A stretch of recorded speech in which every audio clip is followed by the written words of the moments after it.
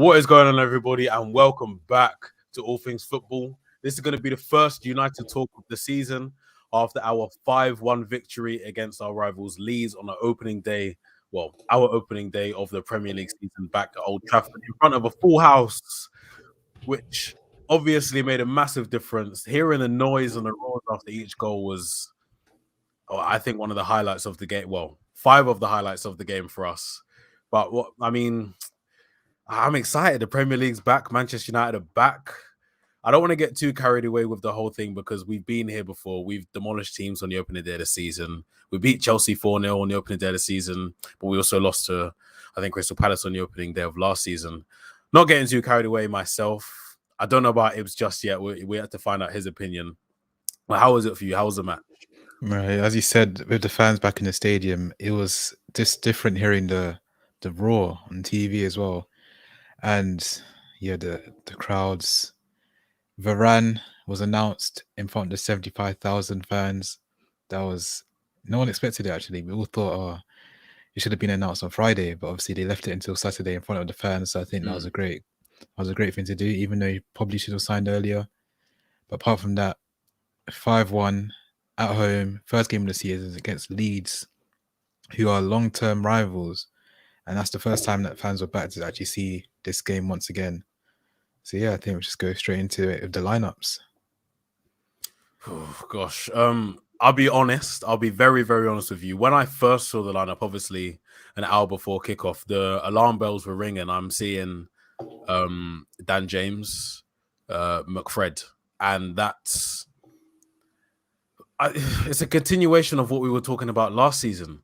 We want genuinely, not just because we're Manchester United, but because we think we're good enough now with the players and acquisitions we've made in the last 18 months to 2 years.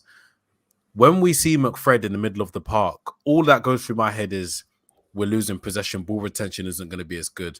Ball progression isn't going to be very good. And it's almost like a lottery because you never know what McFred is going to turn up. And we criticize him a lot. And we have reason to criticize them. But I couldn't criticize them yesterday because they had a very good game, especially McTominay, in my opinion. And obviously, Fred got the 5th goal. So I can't criticize them yesterday. But at the same time, in the same breath, that I'm going to say they can't play every match. I know we beat them Leeds 5-1 and they were very important and played a massive role in that win. But come up against the Chelsea, I think the first Big 6 team we play is in October, I believe. Yeah, it's October. So we have a good run of games where we should really win almost every game. Yeah.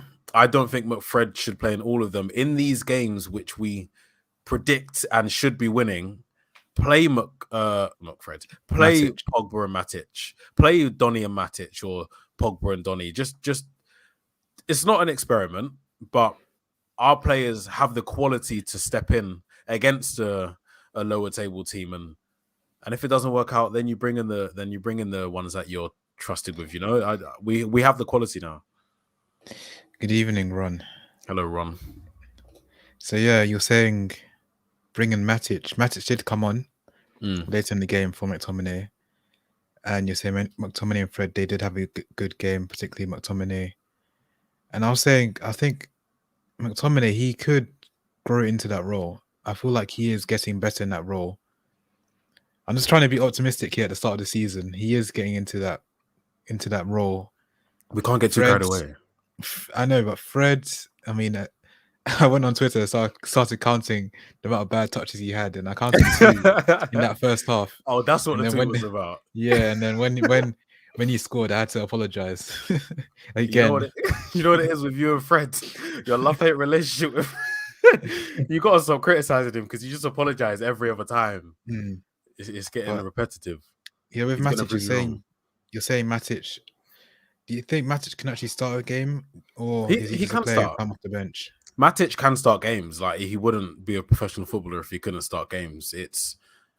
I know he's old. He's getting on a bit, but I'm not saying play him every game because he can't. His body won't be able to do it. It'll be too taxing on him. But whilst we have 1 game a week at the moment, put him in, start him, because he is the best defensive midfielder we have.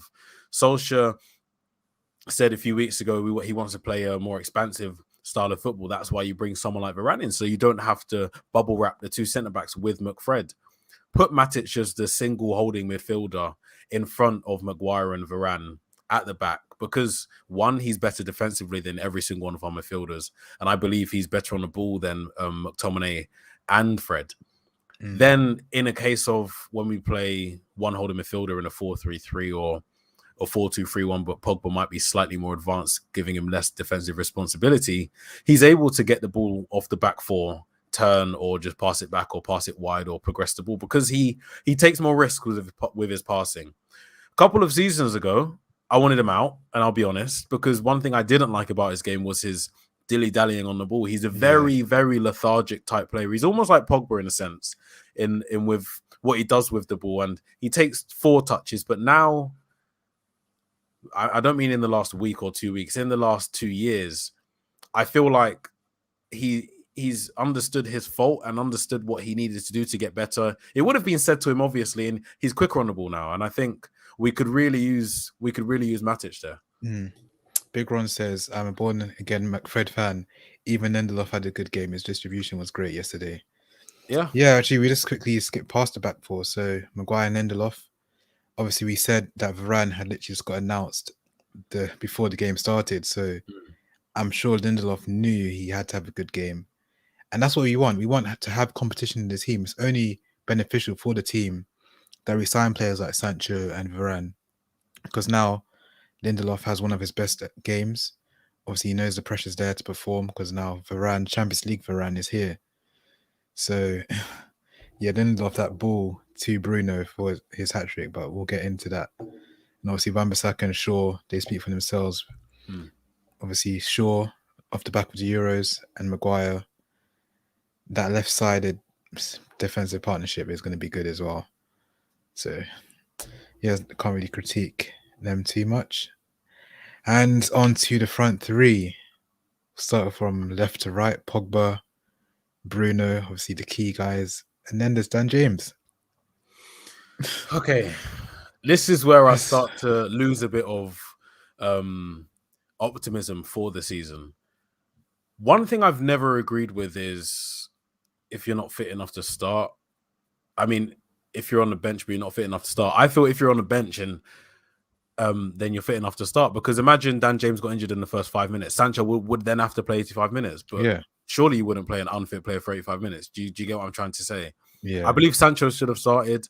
I know Ollie he's very sentimental and he's very Leeds. He always plays him against Leeds. Dan James was thrown. He scored against Leeds last season, and he had a good game against Leeds, but he was thrown in from absolutely nowhere against them, because I can only imagine he was basically a Leeds player at one point. I don't know. I can't tell you what Ollie's thinking in his head, but it worked last season.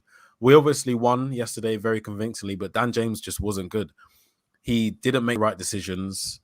You can see so clearly when you have players like Pogba and Bruno and Greenwood playing those inch-perfect passes and making those perfect runs and scoring hat-tricks, getting 4 assists, and then you get Dan James. No offense to him. He's a professional footballer. You have to be an elite level athlete to become a professional footballer. But within professional football, there's levels, and Dan James is not on the level that a Manchester United player should be. There's so many times I was screaming at the TV saying he's not good enough. Imagine how many players dream of playing at Old Trafford in his position, and he's just there on the pitch. What is he doing on the pitch? He doesn't know what he's going to do with the ball when he gets it. He doesn't know whether he's going to cross it, run, shoot, beat a man, and when he does shoot, it's just off target. I don't know how he's actually a Man U player. He reminds me of Adama Traore, because he's going to beat the man for pace. He has that, and I'll credit where credit's due.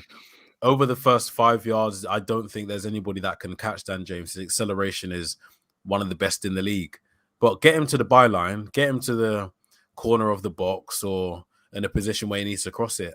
And in my head, I'm already thinking, okay, we're going to have to defend for the next 30 seconds because the ball's going to go out, or he's going to lose it, or it's going to be a terrible cross. It's just one of those options. And when he does get it right, I'm pleasantly surprised. But in the back of my mind, I'm thinking maybe he's pleasantly surprised as well, because most of the time it doesn't come off. And it's quite infuriating because you have Sancho on the bench. We just loaned out Diallo, who I think should be here instead of Dan James. But Dan James is starting. and I don't know, man. I hope he doesn't start against Southampton because Sancho really should have the fitness now. Yeah, Really should. Sancho Because definitely should, and I think he will. Big Ron says he thinks you were being harsh on James. We're not yeah, being harsh. We are Man United. We can't be lowering our standards for he someone he like is Dan the James. he is the weak link in that team. He's not. He's a mid-table Premier League player. I Yeah. think if he goes to a team like Everton, you see a very good Dan James. If Mm, Leeds would be perfect. That's why he yeah, was there. Leeds. The Leeds That would have been a good team.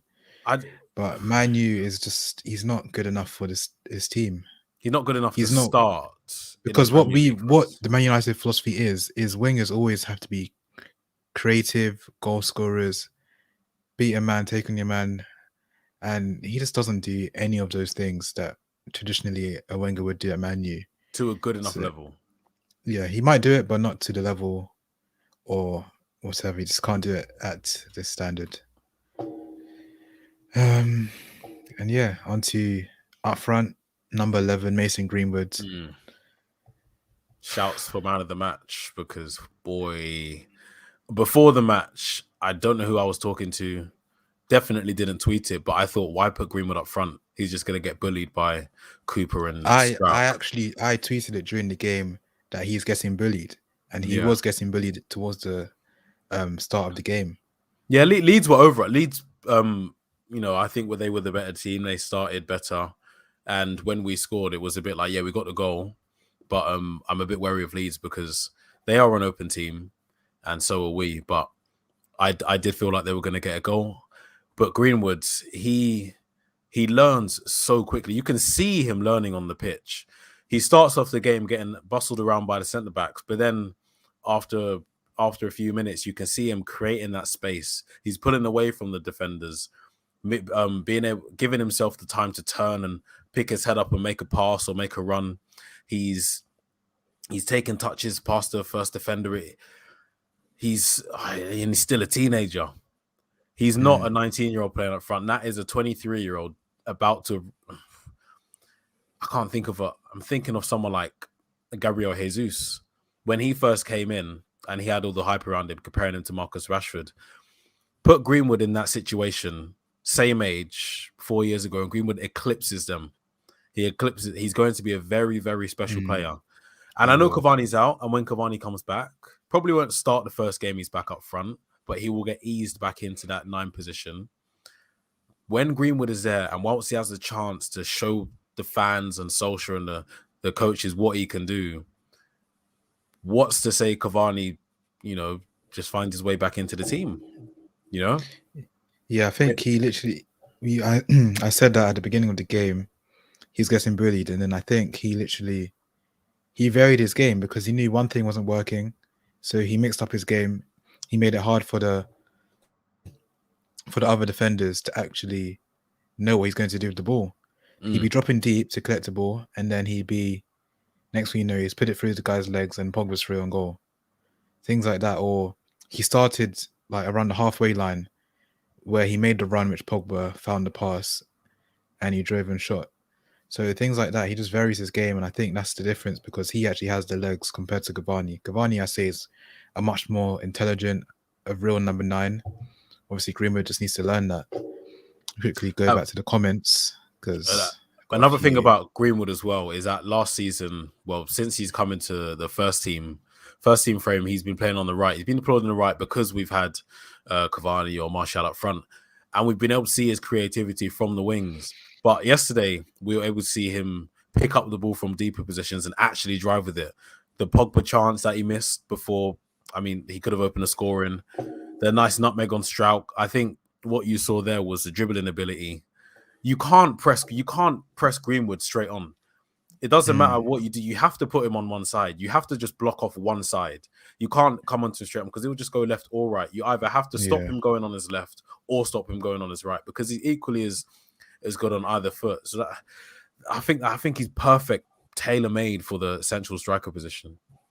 So Big Ron says, we are Man United, but squad players have a role. Rez Brown, John O'Shea were not the best defenders in the squad, but could do a job and had distinguished careers. Yeah, I totally agree with that. It's true. I guess that's why we've signed players like Varane and Sancho to add squad depth, and then maybe someone like James will be on the bench. But then I know what you're trying to do by using Wes Brown and John O'Shea because they're not the most stylish of footballers. But Wes Brown is a bad boy defender back in it when he Yeah, I was coming remember. through. Oh wait, Yeah. Oh wait, Champions League. I've said this to my friends, my non-Manchester United friends. In 08, when he was in the right back position, who was better than him? What right back in the league was better than Wes Brown? John O'Shea was an all-round player, playing on the wings, centre mid, centre back, He full ended back. up front. He scored that goal Yeah, against Arsenal. he's been in goal. Like he was if John O'Shea back, I'd say 2005 to 2008-9, John O'Shea was a footballer right now. I don't see what team he doesn't get into. If I'm being honest, maybe Man City because they're different, but he's a very, very good footballer. Dan James is very, very limited in That's what he why we're can do. saying no. We're saying Dan James. He's not the level where Man United should be. Yeah, If you compare our bench, we're trying to improve our bench. That's why I'm saying Dan James has to leave the club, because people like City, they have De Bruyne on the bench today. They usually have people like Mahrez. Well, Mahrez is a starter now, but their bench compared to our bench is improving, to be honest. But having someone like Dan James, I know we can get better players to do that role. Did you notice the balance of our team with only playing one striker in Greenwood? The three behind were closer to the midfield, and it's easier for Fred and Scott to find them. sorry, was I not?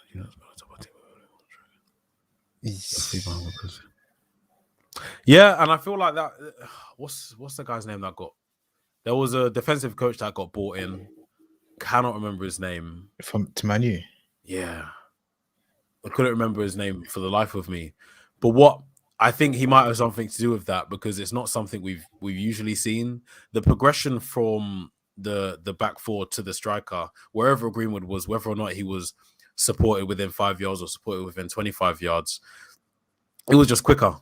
The ball progression was so fast, and that's why I think that we were able to exploit Leeds, because they played right into our hands, and they always do, because that's the type of football they play. But I feel like the quality, and I feel like it all comes down to the first touch that we know that Greenwood has. You can leave him up there and feed in the ball, and he's able to hold it up. Because when he first came into the first team, he was slight in his frame, but you can see that he's packed on the muscle. He's gained a bit of weight, and he's able to actually hold off defenders as and when they come.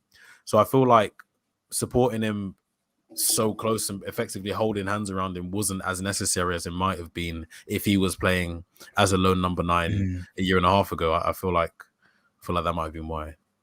Yeah, and as we are talking about the midfield, Umar says thoughts on Camavinga being linked. I want him. If we don't get Camavinga this summer, we're not going to get him. This is a rare opportunity. Yeah. And you know, and I know, everybody knows that we need a specialist CDM. Not saying he's a specialist CDM that can do a job of a 25-year-old Nemanja Matic, but because of his age and his technical ability, you can mold him into whatever you want. Probably not an attacking midfielder, but I say a box-to-box / CDM. But if we're saying box-to-box, as box-to-box is McTominay's role, we do need a specialist CDM. So if we were to get him, we'd want to turn him into a CDM so that we can play a more attacking style of football without having to have two CDMs. I feel like it's... I mean, Kante is a elite level world class. He's going to go down as a Premier League all-timer. But all I can think about when I think of Camavinga is the progression that Kante made from CDM to the best box-to-box midfielder in the world. I think Camavinga can, become that in terms of a CDM through his younger career, develop his game, develop his defensive awareness and discipline on the pitch as the lone CDM, collecting the ball off the back four, driving forward, or just releasing it quick, two-touch football, to then becoming a Pogba replacement in a few years, to becoming a box-to-box, because he has the speed and agility, and he has the passion and will and want to take the ball past 2 or 3 guys and drive his team up the pitch. And I feel like the time isn't now for him to do that for us, but in a couple of years it could be. And he will be better than McTominay. And Van der Beek is better than McTominay. He had a good game, but McTominay should not be our starting CDM box to box if you want to win the league. I think McTominay is, well, yesterday he was very good, but obviously it's a 38-game season, so we have to wait and see. We normally play 3 strikers and a number 10. You're 2 top heavy. Yesterday we had Bruno getting on the end of things instead of playing the Hollywood passes. Yes, I think that could be down to playing Greenwood up top, because Greenwood is comfortable dropping deep, and that obviously allowed Bruno to then make those runs in behind the defense instead of Greenwood having to make those runs as well. So I think that I just feel like our front 4 was very fluid. It could just move wherever it wanted to go, and I think that's how we're going to play this season. Obviously, we have Sancho on the right instead, and then everyone else is just free to rotate. Even if it's Cavani, I feel like Cavani can do that well, even just dropping up deep and then Bruno making that run in behind the defense. So, yeah, I think that's a good thing. I think you mentioned Cavani there as well, and something that just popped into my head was he's hopefully should be fit for the whole season. We don't want to have players who are injured, obviously, but a fully fit Cavani this season, I don't think plays as many games as in percentages of when he was fit and when available for selection as last season because of what Greenwood did yesterday. And of course, now we have Sancho. When he came on, didn't have much time on the ball, so he didn't have much time to showcase what he can do. But there was one pass that he made to Wan-Bissaka just slightly off. Yeah. But that, do you know what I'm talking showing about? The creativity. He's showing he's showing a glimpse of what he wants to do. Yes, it was overhit, but he's trying those passes. And it alleviates some of the pressure off Bruno. As we said, Bruno is always trying to play those Hollywood passes. But now you have someone else, Pogba, Sancho, who are also trying to make those passes. Bruno can now make those intelligent runs, take that risk by making the run. And by taking the risk, they can pay off. It paid off yesterday. He got a hat-trick. So all of his goals came from deep runs. All of them. And if you don't make those runs, you don't score. Even someone like McTominay made that run. Maybe you should have took the shot earlier, but yeah, I think this season, let's not get too ahead of ourselves. It's only game 1, but it's looking very exciting. But let's actually go through the goals, because the first goal was the one he played. McTominay played it into Pogba, and then obviously Bruno made that run just in behind. First time pass from Pogba and touch, finish. Yeah, that touch is very underrated. Very, very underrated. Because the spin on that ball from Pogba and the left-footed finish. You're going to say? I feel like I'm going to talk about Sancho again because of this goal. Pogba last season is the only player in that team that makes that pass. Now we have Sancho. We have 2 more players. We have another player in the team that can make that pass. Fernandes can make that pass as well. So think about this. That ball gets played 100 times to 4 different players. Last season, Pogba's going to get that ball 25 times and he'll make it about 50% of the time. Now we have 3 players who can make that exact pass that Pogba's made. You're going to be seeing a lot more late runs from the central midfield. You're going to be seeing a lot more of Pogba or Sancho just basically acting as the second striker, because that's what I think Pogba was yesterday.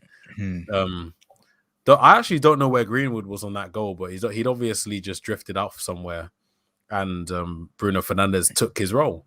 Because what I saw on Twitter yesterday was Bruno's heat map, because people are basically accusing Bruno of not being a midfielder. He's a forward or a striker, a second striker. But his heat map proves that he was a covering the positions that a midfielder would cover or whatever. But I feel like with the addition of Sancho, it just adds so much more. We're going to score so many more goals, and I'm getting excited now. I'm getting excited. I'm just thinking about all the times that we've not been able to even. I haven't seen that goal. When was the last time you saw us score a goal like that? No, we haven't. Two balls, 2 passes. I know we've done a similar goal like that from Pogba, has assisted like that before, but not enough. Sancho assisted like that for Haaland in the Champions League against Sevilla. When it was basically the same goal, same pass, effectively, but it was in a much tighter circle. I mean, Gosh, great ball, great finish. Let's quickly go to this. Big Ron saying that Sancho sometimes doesn't make that pass. And we're not saying that Sancho's not bad, but if James was to do it, we'd say he's not good enough. Yeah, because he's a good But enough. He just isn't. James just isn't good enough. And the thing is, James just doesn't even make passes like that. He doesn't have creativity to do that. He wouldn't attempt the pass. If he actually attempted it, we'd still say it was a bad pass. Fair enough, but he just doesn't even. He just doesn't even get the ball to do that. What we were getting onto there was the thought process in Jadon Sancho's play. He saw the run for Wan-Bissaka. We're not saying that James doesn't see the run, but James doesn't attempt that pass. Maybe because he doesn't have the self-confidence. Maybe he just knows he can't make that pass. Sancho took out a whole defense. He took out 4 defenders and I think a midfielder sitting in front of them. 5 players Jadon Sancho took out with 1 pass. Obviously, the pass was overhit. Hasn't had much game time. He didn't play for England at the Euros. He's just literally come back, so he's going to be a bit rusty. Everyone's a bit rusty on the opening day of the Premier League season, especially if you haven't played in the preseason. James doesn't make that pass. What James does is he might do a Cruyff turn or something and play out to Luke Shaw, or he might pass it to the midfielder. Jadon Sancho wants to go forward. He attempts a pass, and in a few weeks, when he's fully acclimatized to the Premier League, because he hasn't played in the Premier League before, when he's acclimatized to Old Trafford, when his boots are more comfortable, and when he's fully fit in that kit, that pass gets made. And then boom, we're in. Wan-Bissaka's 1-on-1 with the keeper because someone saw the pass and knew that they had the confidence to make it. And I think it's as simple as that. But yeah, we obviously went into halftime, a goal up, and then Luke Ayling has a free shot on goal. Maybe Pogba could have got there, blocked it. I don't know. There was about 3 players who could have got there, actually. It was a good goal. There's no keeper saving that. And then, yeah, it's unfortunate he scored that goal because the events that unfolded afterwards is unfortunate for Leeds. No, I think... do you know what that goal reminded me of? Every long shot we've ever conceded in the last 2 years. No one closed him down. Not one person. And it's... I can't remember who scored it, but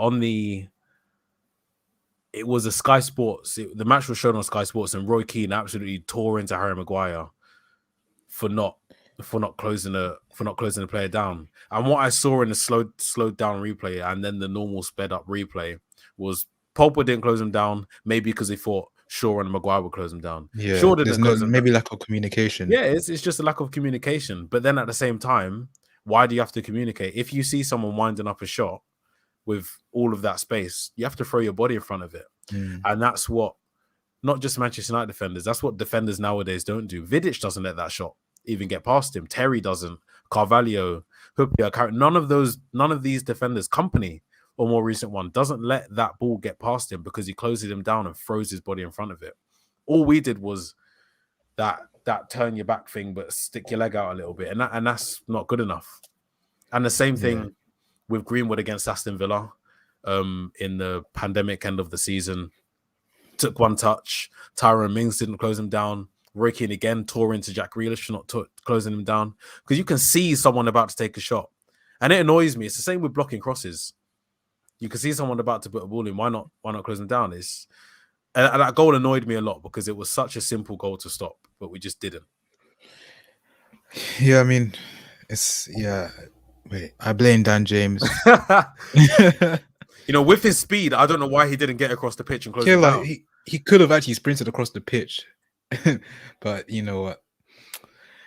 Pogba atoned. If it's Pogba's error, he atoned for it a few minutes later with a great pass to Greenwood, who just left his defender for dead and slotted it bottom right corner. At that angle, I saw Dan James in the box thinking he's going to get it square too. There's no way Greenwood was passing the ball because Greenwood knows he's going to score that. If no Dan point James passing the responsibility to Dan James, who could potentially miss. If he was hungry enough, he would have got the end of that. So yeah, Greenwood's great strike, great finish, and best finisher at the club, of course. And then Pogba, that was the second assist of the game, and that put us 2-1 up. And then from then on, the floodgate just opened. 2 minutes later, Bruno is getting his second goal. Pogba again, another assist, his hat trick of assists. And Bruno, goal line technology said it was in, and that was his second goal. We knew it was in. I knew it was in. Fans in the stadium would have known it was in. I mean, he sat Melia. I'm not sure. Sat Melia down. But then I thought he was going to square it. But, you know, it's Bruno. Stat pad all you want. Criticize him all you want. People were taking the mick out of him for knee sliding in pre-season. Yeah. Great. Big Ron's comment there. A great ball from Pogba. But Greenwood had a lot to do. Just before we went live, Ibs was saying he didn't know Greenwood was that fast. Greenwood is deceptively fast. I think he takes longer strides when he runs, for sure. That's something I can say for like positive. But last season, it definitely was last season because it was in front of no fans. He clocked the highest speed out of any Manchester United player. I thought actually might have been the season before. Back at the back end of last season, it went Greenwood and then Rashford and then Martial. Dan James wasn't even in the top 3, but Greenwood is technically the fastest player at Manchester United, and great finish. We've seen him finish from those angles the majority of the time. Actually, you got the goal against Liverpool. That goal, obviously, his first goal in the Europa League. Like, I think that has to be one of his trademark finishes. And it was not even powerful. It was literally placement. He didn't have much power. He just rolled it. It's like it rolled like just perfectly off the post and in. He just knows how to find the back of the net. And remember, he's only 19. Imagine Greenwood when he's fully developed, filled out in terms of like his body at 25 years old. Imagine. Imagine Greenwood. Just imagine like a machine. That's when we'll be on title 24. 25. But yeah, then literally 6 minutes later, Victor Lindelof picks up the ball and Bruno in behind the defense again. What a pass from Lindelof. And he just hit it top bins. But Lindelof, does Varane make that pass? I couldn't tell you. Lindelof's been making those passes. So yeah, Lindelof. That's what Lindelof gives us. Because if Rashford was left wing, Rashford makes those runs as well, and Lindelof always finds him. But with Varane, we have to wait and see if he does that or not. Yeah, the ball from Lindelof reminded me of a goal that Rashford scored against. Probably more than once. Europa League. I was gonna say Europa League, but then I'm thinking Sheffield United as well. Yeah, but he's done it. Lindelof must have made the same ball twice, and he's good at those passes. It's a bit like Bonucci. Bonucci makes those same passes. Obviously he's gonna get dropped for Varane. Whether or not Varane makes those passes is beyond me. I don't really care, to be honest. It's Varane. He's gonna shore up our defense, but it's a great great might have been offside last season. Actually, all things with Weather Million. Yeah. Hopefully I have 1 million subs by next year. But we're boy can dream. What was I saying? Saying about Lindelof, the passes. Yeah, Lindelof makes those passes a lot. It's just, oh no, I was talking about offside. Yeah, last season that was probably offside because they talked. The lines were thinner. Now they've made them thicker to make so last strikers will have the benefit of the doubt. Until I physically see the thicker lines with my eyes, I don't understand what the thicker lines do, because it just means that, say, is just about last season, if it's just about offside, it'll be given as offside. Whereas this season, because the lines are slightly thicker, it means the striker will be onside. Literally, like they're saying 20 goals last season. If this rule was there last season, 20 goals would have counted last season. I get what you're saying, but if I'm an inch offside, why does a thicker line make me onside? Do you know what I mean? Why I feel like it will make you onside. because If everything was down to pixels. In real life, you might look onside, but in VAR, it might have been given as offside. So that's probably why they've made the lines thicker. what I feel like they've done there is just listen to all the people complaining about someone genuinely being offside. If my forehead is offside by 2 inches, I mean, if I'm a defender and the guy's offside because his forehead is offside by 2 inches, and because of a size 14 font line that they've drawn on the VAR, well, it's confusing. I need to see it. I'm a visual I guess learner. we'll have I to. really Yeah, need I to guess see we'll have it, to see.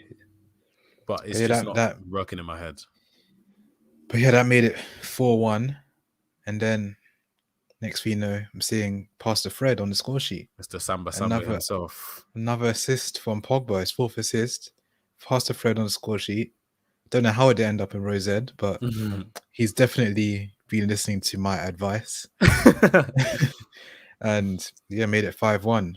And Leeds, not to mention Greenwood in the build-up as well. One touch, control, and the ball around the corner for Pogba. Just quick, progressive football. Yeah, didn't give time for Leeds to get back because Leeds literally had just lost the ball. And then a turnover. We were fast in progressing the ball forward. We were very good at pressing Leeds high up the pitch. And I think that's the difference that we've started to see this season. I think that's obviously what Ollie wants to do. He wants us to press higher up the pitch, win the ball in those positions, and then attack as quickly as possible. And that goal literally just exemplified it. Eric Ramsey is the name of the defensive coach we brought in. That's it. I just remembered it now. But yeah, quick progressive football. Rafinha was the man chasing Pogba. If we don't play quick, if Greenwood takes 3 or 4 touches, Rafinha has more time to get back and stop the cross from Pogba coming in. Because he only took 1 touch and then played it off, Rafinha doesn't have the time to get back and block the cross. So then Pogba has an easy pass into Fred.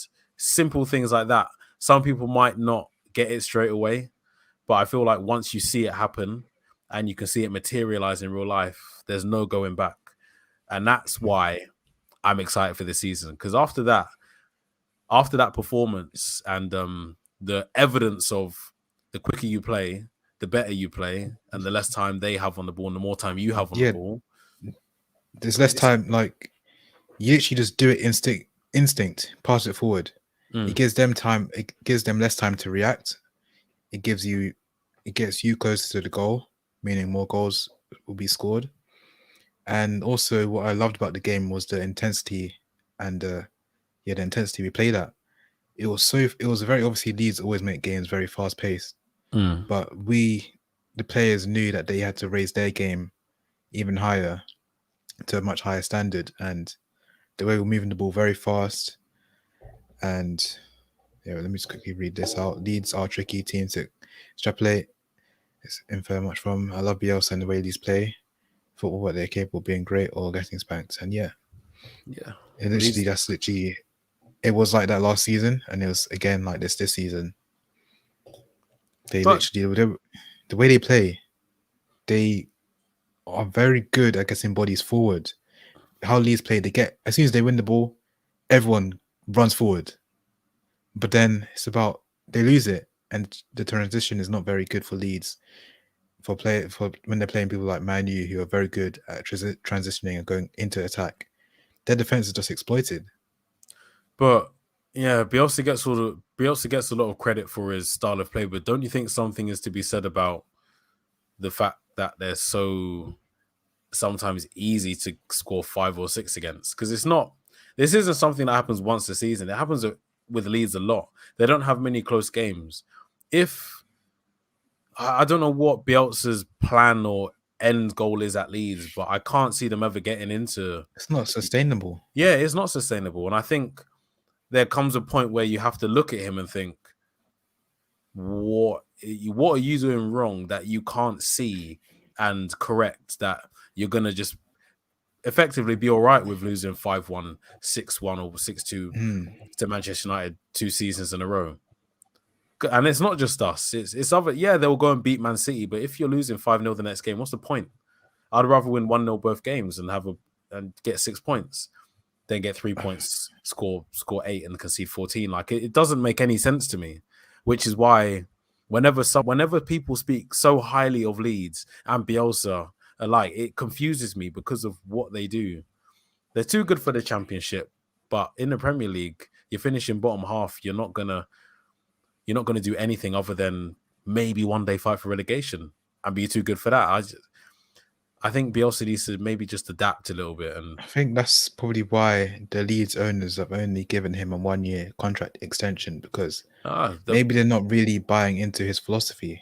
Because yes, they can be a very good team, but the amount of goals they concede is worrying, because, as you said, they can concede 5 1 week and then go and win 3-0 the next week, and then win 1-0 the next week, and then lose 4-0 the week after. Yeah, but and I feel like fans will end up getting frustrated about that, how there's no consistency in their play. Because they are playing in the same way every game, but then you need to adapt sometimes. Yeah. Solskjaer adapts. Solskjaer doesn't care. Solskjaer is fearless. He is someone that knows that if he picks McFred, Lindelof, and Dan James, he's going to get dragged to the ends of the earth on Twitter, on social media, by pundits, by fans in the stadium. But he goes out and gets the win. When he plays 3 at the back or 5 at the back against the teams in the top 6, but gets the win, he's ready to accept the blame if it doesn't work. But when it works, 1, he doesn't get enough praise, and 2, he knows that it's because of what he's made changes with. But Bielsa, same team, same formation, same thing every single game. He in his head, he must be thinking, I actually don't know what's going to happen today. Because there's no way he puts that team out against us, effectively the same team as last season, and thinks we're actually going to win. There's no way. There's absolutely no way. And then goes and loses 5-1. None whatsoever. I don't buy into it at all. And people are talking about he could. I was gonna say that at every club he's been at not every club, but the more recent clubs he's been at, he only ever signs 1-year extensions. The owners wanted to give, I want to say 3 years. I think they offered him a 3-year contract or something, but he insisted on the 1 year. But I would say your theory is right as well, because if I was the owner, I'd only be giving him 1 year. You'd give him we'll see what happens this season, because we might lose to Luton next week. Yeah. I don't understand it. But yeah, back to Man U. I want to talk about the main guy, Paul Labille Pogba. 4 assists. Could have got man of the match, but obviously Bruno got a hat-trick. But Paul Pogba, I'm going to say it here, left wing, not even left wing, but where he played, left side or whatever, is his best position. That's where he is most effective in our team. I've seen it enough times to agree that that's where he's been most effective in our team. I think on the paper, lineup, team sheet, whatever you want to call it, he's left wing. In the game, he's the left centre mid. That's why I say that position. Obviously, he's not actually left wing, but in the game, when he's put there, he's on free roam, and that's where he is most effective. I'm gonna try and do this. CDM here, and on the screen left is this side, isn't it? Yeah. Pogba, this is Pogba's position. He can go out there, he can drift back, drop back, push up on the left-hand side. Put Bruno Fernandes here, just behind the front three or striker, and then give him absolutely zero defensive responsibility, even though he might, track back or whatever. I think with a proper DM, have Pogba in the left centre midfield position, box to box, where he's able to just float up and down, basically exempt from strict rules. Next to Fernandes, just ahead of him, I don't see a better midfield than that in the Premier League, maybe even in Europe, because, as you said, Pogba, when he has the license to roam free, like a Jack Grealish, like a Kevin De Bruyne, when he's been able to do all of that and given time on the ball, we saw it yesterday, and we've seen it so many times before for United and for France, Juventus as well. Nobody is better than him. No one. And I'd take that to the grave, because Pogba is a world-class midfielder. I know he's inconsistent and blah, blah, blah. But on his day, and his day is a lot, he is, I think, the best midfielder in the league. Yeah, so you're saying 4-3-3. Yeah. So basically, it's basically 4-3-3, but one DM, two CMs, and obviously three up front. Yeah, I think that could work, but obviously we need a DM to make it happen. Obviously, Get Camavinga or train Donny. I don't care. Just have someone there who's literally just gonna float like that or float like that in front of the back four, pick up the ball and distribute it to the more creative outlets in the team. So it's just a yeah, Donny destroyer. Donny can definitely do that role. Obviously, defensively, I'm not too sure, but he can definitely collect the ball from the defense and play forward. It's whether or not he has the discipline to do it for the whole game or Yeah, the whole season. There's an issue with every single person that we could put a CDM. Matic can do it. He just can't do it every game for the whole season. McTominay or Fred, they could do it, but they just wouldn't be able to do it to a high enough quality. Fred has the discipline to stay back, but he doesn't have the quality to every time take the ball off the back four, turn and pass it. Because we've seen him take the ball off the back four and get dispossessed. Xhaka does it for Arsenal. McTominay, I don't think has the defensive ability to shield the back four alone. That's why he's in a pair. Pogba just doesn't have the discipline. He'll go on free roam, and rightly so because of the quality he possesses.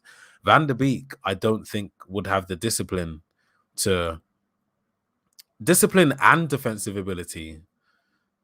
Maybe the defensive ability, yeah, but just doesn't have the discipline to float side to side in front of the back four. It's a tricky one. That's why I need someone like Declan Rice or Ndidi. I would prefer Ndidi. I mean, now things have gone back to normal. Obviously, we saw fans back in the stadiums. We're now back to 3 substitutes. Yeah. So obviously Matic, Martial, and Sancho came on for his debut. And with like the 3 subs, will we see much of that Van der Beek if he doesn't start a game? Because you can only make 3 subs. I believe we will. I don't want to read into it too much, but I kind of already have. He wore the captain's armband in preseason. Whether or not it's a friendly match, Champions League, anything, you don't wear the armband as a joke.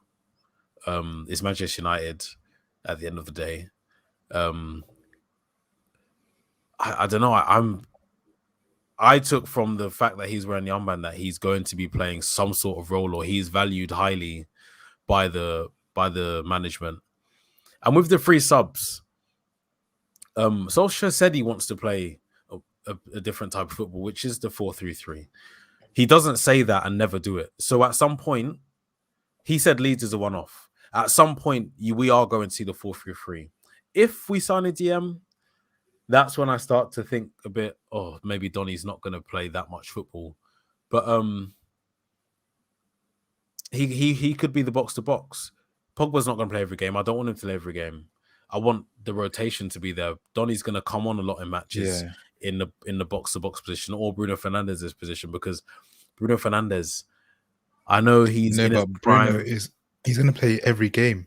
He can't. I don't want to see Bruno play 65, 70 matches a season, because when we get to the end of the season, when the crunch games in the, hopefully the Champions League latter stages, the FA Cup latter stage, if we're fighting for the Premier League, I don't want to see Bruno on his 55th, 60th game, tired. We need to have that rotation, and we need to be seeing Donny joining from Lusaka, Zambia. Hello, Stuart. Stuart. We need to be seeing people like Donny integrated into the team more often, because it helps everyone. And he's a very good player as well. It's not even like we're trying to just shove Pereira in. It's Donny van der Beek. He's got more than enough quality to come in and do a job. What's this? 4-1-4-1.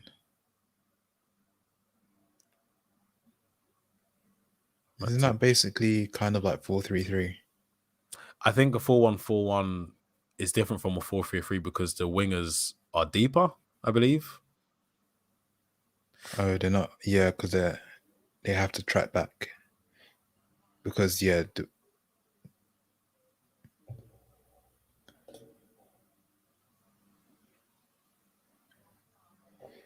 so yeah, we need it for this. We need a DM. This formation means we can have Pogba and Bruno in the same team with Donny deputizing. Just need a DM like Calvin Phillips, Rice, and Ndidi. Out of those three, which one would you take? I mean, Think about the out of those budget. three, the budget. Yeah, We have the money. we have the We have money, the but money. how much money are we going to spend? Because Ndidi's easy 85. Leicester will want 85. Rice, 85. yeah, we bought Maguire for 85 80. mil Yeah, we got Maguire for for 80 Ndidi. mil. He's not No. worth 85 mil, but Leicester, that's what they're going to be asking for. Then it'd be, I'll say, we're not going to sign anyone from Leeds, I don't think. So it would be Rice, but he'll still be like 60 mil. It's a tricky one, man. We've got just less than 2 weeks left in the transfer window. If we do go out and sign a DM, I do believe it will be Camavinga. But out of those three, I would want Ndidi because he's a destroyer. He's, I think he'll be the perfect player for us, but he'll be too expensive. We wouldn't be able to get him. But yeah, I think our depth is, you mentioned it, I think you mentioned it off camera. We still have Rashford, Cavani to come back, Jesse Lingard. On our bench, we had Jadon Sancho, Martial. Our bench is now good. Højbjerg from Spurs could do a job. Yeah, definitely. 100%. I really liked him at the Euros as well. He's a very good passer of the ball as well. He can get it out from the back, play it forward. Didn't either Bayern Munich signed him when he was a teenager or he came through their youth system. It was one or the other, but he's always been at a top club. I say top club is Southampton as well because I like Southampton. I think they're a good club. But yeah, I was saying it's good to see Martial back.